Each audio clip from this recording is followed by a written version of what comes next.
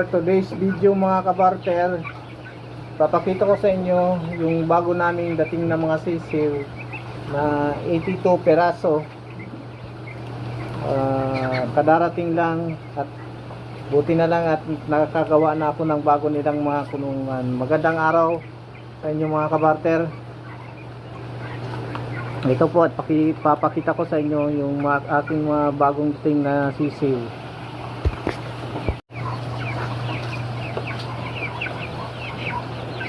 Yan po mga kabarter, yan ang aking mga bagong dating na sisiw, 82 peraso.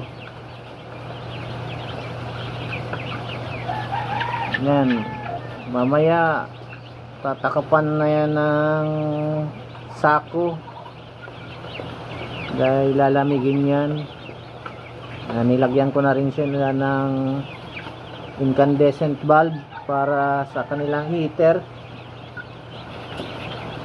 Isa lang na incandescent bulb ang na-provide ko, yung isa hindi na, natural na bumbilya na lang, pero okay na rin naman yan. Wala kasing ibang available sa malapit sa aming tindahan, medyo malayo kami sa bayan eh. Yan po, magaganda. Class A po yan.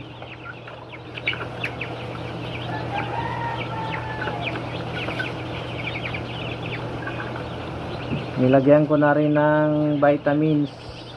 Then after an hour, binigyan ko na po sila ng patuka. Kaya ayan, kumakain na sila. Maliliksi, magaganda yung kalidad ng mga ating mga sisiw ngayon. Class A talaga. Kita naman, maliliksi.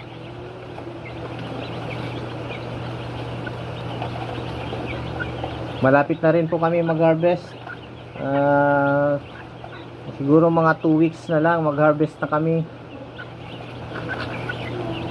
nung ating mga unang binili na 45 days.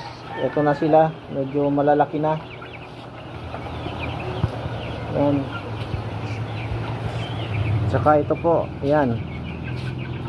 Ano, 2 weeks na lang mag-harvest na po tayo para hindi tayo magrabi sa patuka, pakain na feeds. Yan po ang ating update ngayon, on their 3rd week. Yan, 3rd week na po nila yan. Yung iba 800 grams na, 700 yung iba. Meron ding yung mga pinakamaliliit, mga 600 grams. Pero ang karamihan dyan is 750 up. 800 grams, madami dyan 800 grams.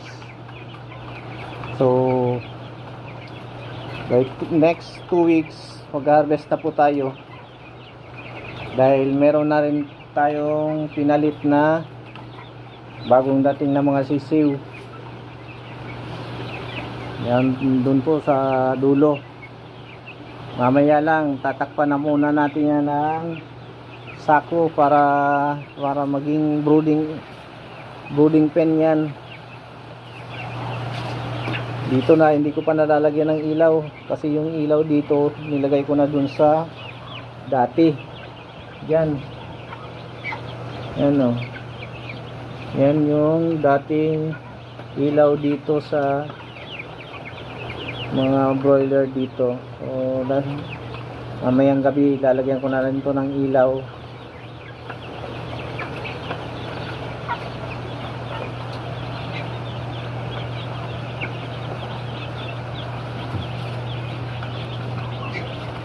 Ang aking pong ginagamit na vitamins nila ay Progen-C.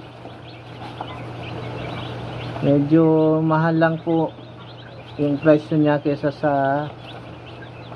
sa Betracin, pero mas maganda kasi yung Progen-C.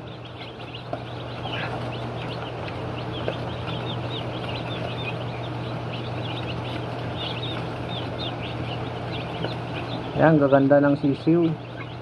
Class A. Yan po, oh.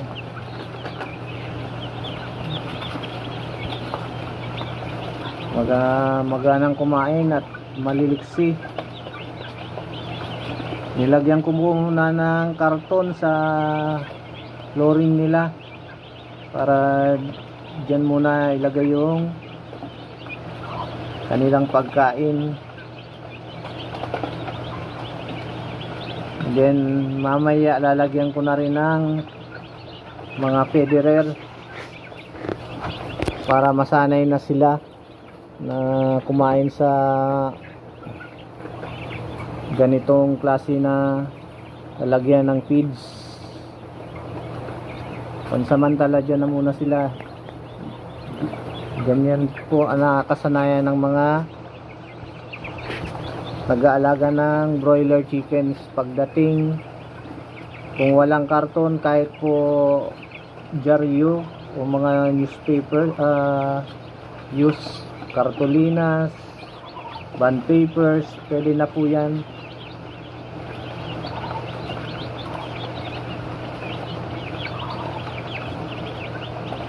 Nung una nga po, hindi ko na yan na nilagyan ng karton kasi mas maganda naman kasi ang ating matting, yan, plastic matting po ang ginagamit. Kaya kahit walang karton pwede po, pero dapat yung pagkain mo ay nakalagay na sa federer. So that's all for today's video, mga kabarter. Update ko na lang po kayo next sa ating pag-harvest ng ating mga broiler chickens after 2 weeks.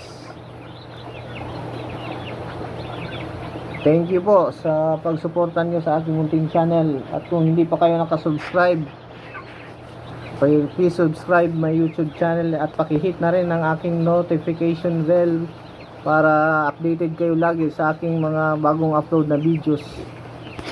Thank you. God bless, mga kabarter.